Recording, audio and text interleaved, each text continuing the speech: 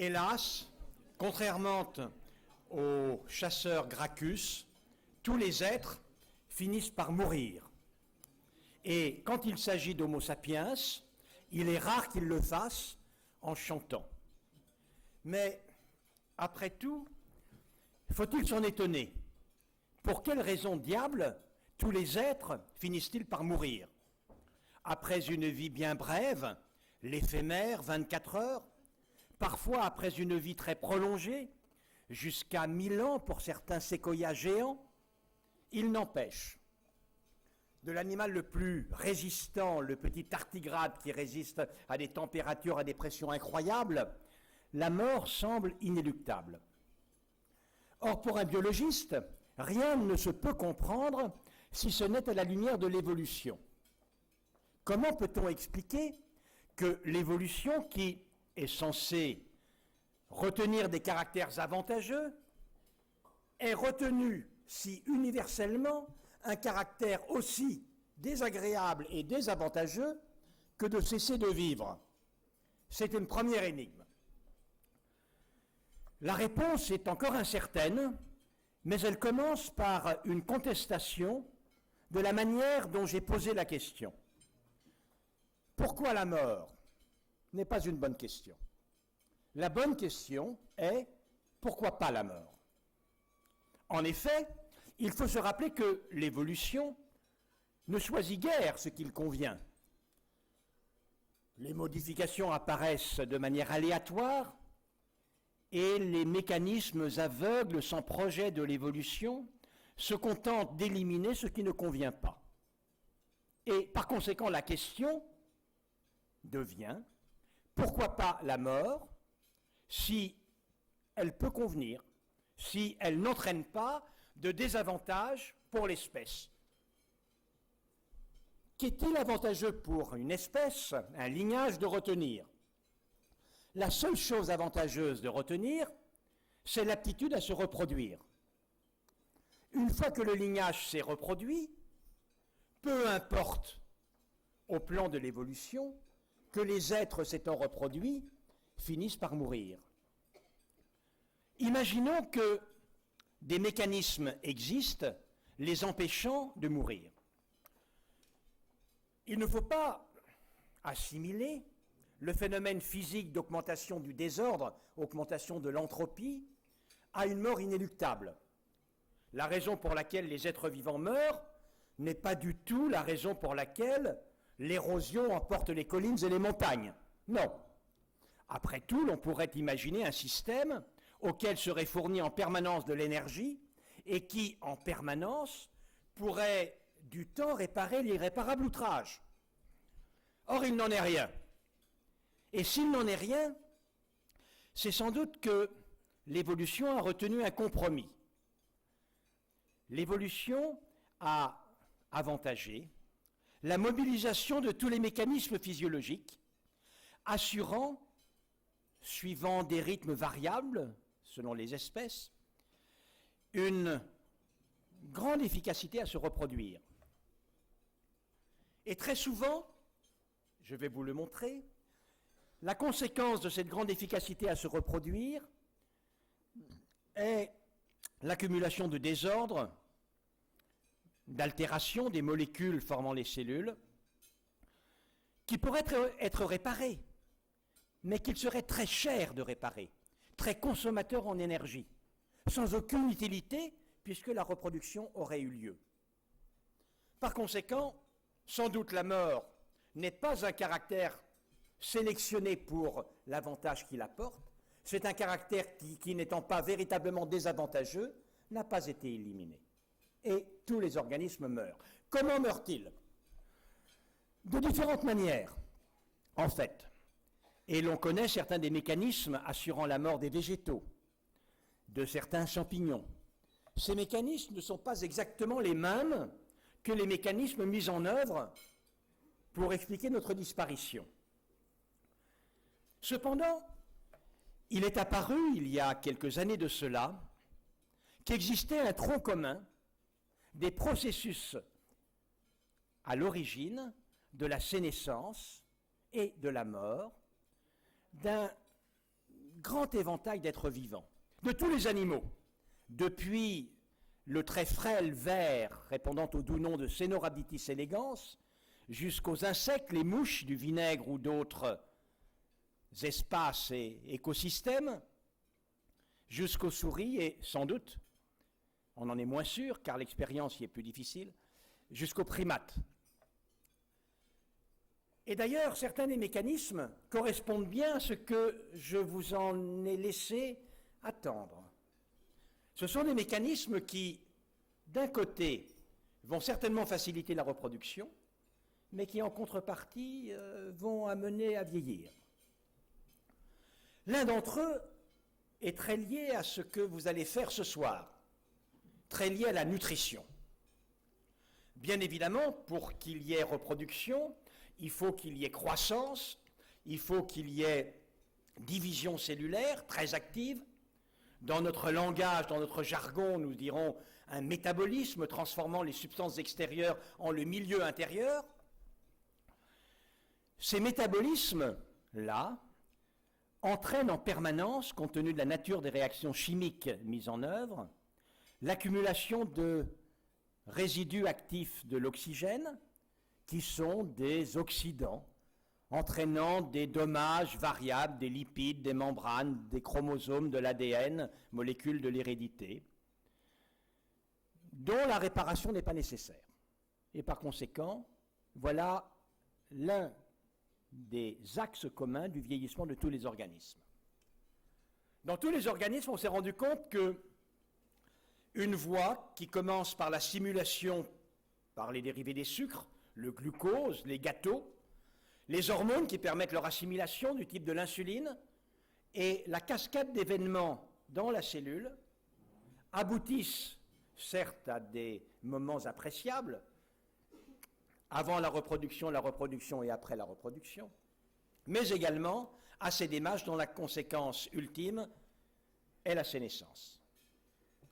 Il est possible, chez la mouche, chez Caenorhabditis elegans, chez la souris, de montrer que l'altération de ces voies métaboliques entraîne constamment, souvent une diminution, pas toujours, souvent une diminution de l'aptitude reproductive et également une augmentation de la longévité qui peut aller chez le ver jusqu'à une triplication de la durée de vie. La reproduction, qu'elle soit sexuée ou pas sexuée, va de pair avec la division des cellules. La division des cellules exige la division des molécules porteuses de l'hérédité, l'ADN, c'est-à-dire une certaine instabilité de l'ADN. Or, cette instabilité de l'ADN, totalement indispensable pour la division des cellules, a une contrepartie. C'est que, à l'occasion de ces phénomènes, là encore des cassures, des anomalies s'accumulent au niveau des gènes. Et voilà un deuxième axe point commun expliquant les processus du vieillissement d'une très grande diversité d'êtres. Et cette fois-ci, au-delà même du monde animal. Cela est valable pour la levure de boulanger. On connaît ainsi des gènes qui codent des enzymes dont on connaît bien le mode d'action, liés d'ailleurs au métabolisme aussi, qui concourent à protéger l'ADN, à en diminuer l'activité et à le protéger. Ce sont les gènes CIR, dont il existe des équivalents chez les animaux, chez les souris, chez les mammifères, chez les primates. Alors un intérêt considérable. S'il est vrai que ces gènes sont, chez tous les animaux, une certaine garantie permettant d'éviter les dommages de l'ADN associés au vieillissement, qui peuvent être également la conséquence d'ailleurs des phénomènes d'oxydation, je l'ai dit, ne pourrait-on pas augmenter l'efficacité de ces gènes par des stimulants quelconques et ainsi avoir une cure de jouvence? Aussitôt dit, aussitôt fait, de nombreuses sociétés se sont créées à travers le monde afin de trouver des stimulants de ces mécanismes anti-vieillissement. Et je dois dire que la première découverte, si elle n'a pas été sensationnelle au plan scientifique, a été réconfortante, pour un hédoniste comme moi. En effet, le premier produit dont il est prouvé, admis, qu'il est un activateur des gènes, de ces sirtuines, est le resveratrol, doux produit, dont la source principale est le vin rouge. Confirmant d'ailleurs tout ce que j'ai toujours su intuitivement, à savoir que je vivais sainement. Il est possible pour, sinon être immortel, au moins quitter l'espérance de vie de l'éphémère pour se rapprocher du séquoia, de vouloir agir sur ces mécanismes. Mais peut-être est-il également d'autres procédés. Peut-on s'y prendre autrement? Une idée. Si maintenant je m'assimile à un objet d'une grande complexité, d'une magnificence incontestable, je sais comment éviter l'usure d'un objet. J'ai mon couteau et je change alternativement le manche et puis la lame, et puis la lame et puis le manche, et mon couteau sera toujours neuf. Ne peut-on pas de la même manière changer tout, les cellules du cerveau, de la peau, du sang, du système immunitaire? Et si nous les changeons à mesure que ces organes vieillissent, comment ferions-nous pour mourir?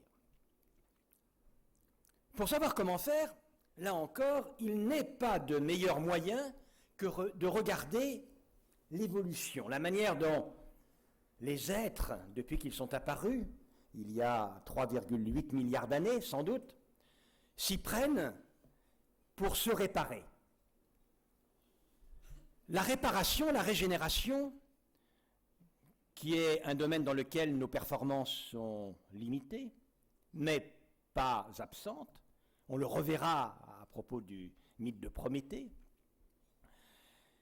est en réalité très largement distribuée chez tous les êtres vivants jusqu'à il y a peu de temps, quelques centaines de millions d'années. Les végétaux régénèrent naturellement.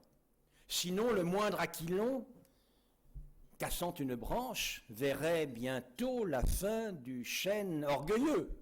Il n'en est rien. La branche repousse. De la même manière, pour les animaux sessiles, ou bien peu mobiles, comme l'étoile de mer, vous pouvez couper une des branches et en fait avoir 2 étoiles de mer. Régénération merveilleuse. Il existe un petit animal qui ressemble un peu à un végétal, mais c'est tout de même un animal très simple qui adhère aux parois des objets de laboratoire, des boîtes de pétri, des flacons, mais également sans doute des rivières, qui a des tentacules en forme de tête, et quand on coupe ces tentacules, elles repoussent. D'ailleurs, on peut prendre ces tentacules, les mettre d'un côté, le reste de l'animal de l'autre côté, et la tentacule donne une hydre, et le reste donne également une hydre avec ses têtes. L'hydre, là encore, la mythologie n'est pas loin.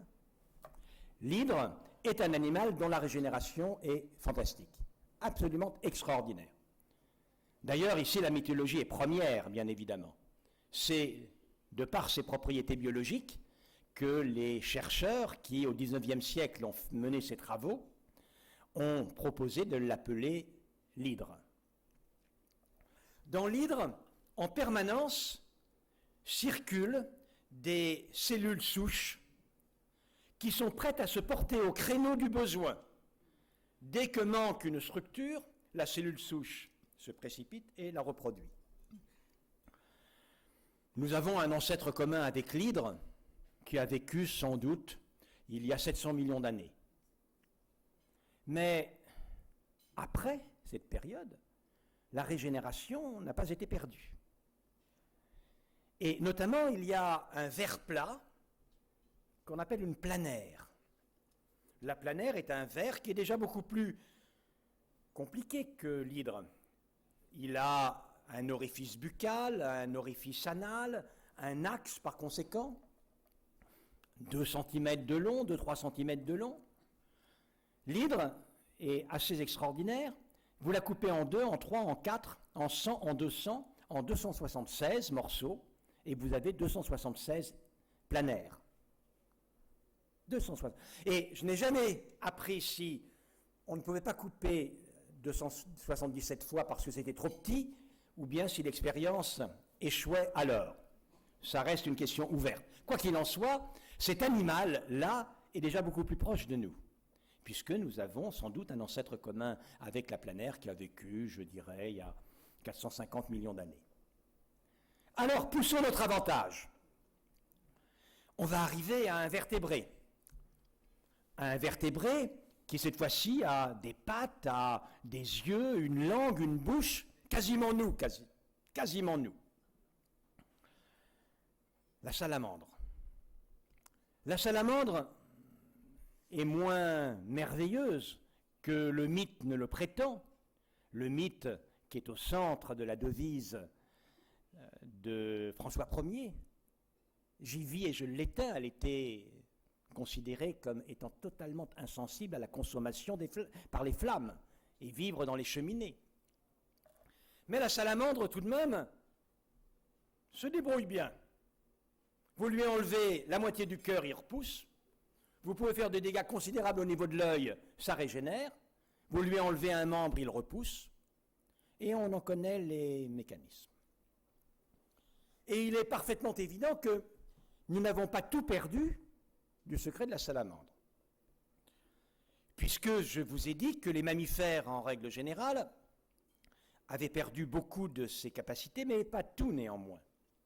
Le foie, celui que l'aigle, durant la journée, mangeait afin de punir Prométhée de son amour des hommes, amour l'ayant amené à leur offrir ce qui leur était nécessaire, mais pas suffisant à survivre, c'est-à-dire le feu, pouvait subir encore et indéfiniment son supplice, puisque le foie régénérait la nuit. Et c'est vrai, le foie, il est extraordinaire. Un foie humain, c'est quelques milliards de cellules, et avec quelques centaines, sans doute même une cellule, vous pouvez faire des centaines de foies. Par conséquent, les capacités de régénération sont fantastiques. Et puis, heureusement qu'on régénère, autrement, à chaque fois que l'on saignerait, on mourrait bien vite d'anémie. À chaque fois que l'on aurait une plaie, que l'on serait opéré, l'on mourrait également par incapacité de cicatrisation. Nous sommes capables de régénérer, mais on a beaucoup perdu. Comment expliquer? Là encore, c'est étonnant. D'un point de vue évolutif, la régénération est avantageuse. Pour quelles raisons les mammifères, et surtout les primates, et surtout le plus exceptionnel d'entre eux, nous, du moins c'est ce que nous considérons, pour quelles raisons avons-nous laissé l'évolution supprimer un caractère aussi avantageux que les capacités régénératives? Là encore, sans doute, c'est que ça n'est plus devenu utile. Vous avez peut-être remarqué que le monde animal, c'est une de ses caractéristiques, et que dire de nous? Nous avons appris à maîtriser d'autres moyens de nous garder des mauvais coups. Nous savons prévoir le danger, nous protéger, nous enfuir, combattre le cas échéant. Et puis, lorsque néanmoins nous sommes blessés, nous savons très rapidement cicatriser pour reprendre notre activité. Devoir être immobilisé pendant un certain temps, mobiliser une énergie considérable pour la régénération, in fine, sans doute, n'a plus été avantageux. Et par conséquent, nous avons aujourd'hui à redécouvrir ce secret-là. Car en effet, ce n'est pas parce que l'évolution a considéré non essentiel de vivre 1000 ans, non essentiel de se régénérer comme l'hydre ou comme la planaire, voire comme la salamandre, ça n'est pas une raison pour que la médecine renonce à le faire. Moi-même, dans mon égoïsme, peut-être, c'est pas forcément vrai, mais peut-être, j'aimerais vivre très longtemps. Et en tout cas, même si tel n'est point le cas, si quelqu'un revendique devant moi de vivre très très longtemps, je n'ai pas d'argument philosophique pour indiquer que sa demande est illégitime. Je puis ne pas partager son avis, mais je ne puis que l'entendre. Et s'il est possible, ma foi, de parfaire la réparation des dégâts après un accident vasculaire cérébral, de permettre de retrouver bien vite du cœur à l'ouvrage après que le cœur a été altéré par un infarctus du myocarde, ce serait bien le rôle de la médecine que de pouvoir le faire. Par conséquent, la médecine, de la même manière qu'elle essaye de lutter contre le vieillissement, sinon rendre immortel, a développé toute une nouvelle catégorie d'efforts que l'on appelle la médecine régénératrice. La médecine régénératrice, en réalité, se fonde quant à ces mécanismes, ceux que l'on essaye de maîtriser, dont on tente de retrouver tous les secrets, sur ces processus dont j'ai parlé, chez l'hydre et les planaires d'une part, la salamandre d'autre part. On va considérer que l'utilisation des cellules embryonnaires qui ont la capacité de donner tous les organes nous renvoie directement aux cellules souches qui circulent en permanence dans les hydres et dans les planaires et qui permettent de la même manière de régénérer tous les organes, processus très lié au processus de l'embryogénèse, très lié d'ailleurs également aux embryons végétaux qui ont cette capacité. Et l'on peut considérer que les mécanismes différents, je ne peux pas rentrer dans le détail, qui permettent la repousse d'un membre de salamandre, correspondent à certains des processus que l'on a bien caractérisés chez l'homme, c'est-à-dire, en cas de besoin, des cellules affectées à une fonction commencent par perdre cette fonction, par se diviser, par revenir en arrière quant à leur potentialité, nous disons dans notre jargon se dédifférencier, et engendrer une certaine réparation. Donc la médecine régénératrice est celle qui consiste à retrouver ces secrets-là. Il n'est pas sûr néanmoins que ce soit suffisant pour atteindre cet objectif éponyme de cette soirée, l'immortalité. En effet, et là je vais vous décevoir, j'en ai conscience, pardon, l'hydre, la planaire, la salamandre vieillissent et meurent. Par conséquent, même si nous sommes capables de merveilleusement maîtriser tout cela, ça n'est pas la recette absolue. En réalité, la recette absolue, nous la connaissons. Car des êtres immortels, nous en entendons parler aujourd'hui. Je ne veux pas parler des dieux. Nietzsche nous a appris qu'ils étaient morts. Il se pourrait que ce fût vrai. Mais, en revanche, nul doute, Homère, Platon, Aristote, eux, sont éternels. Merci.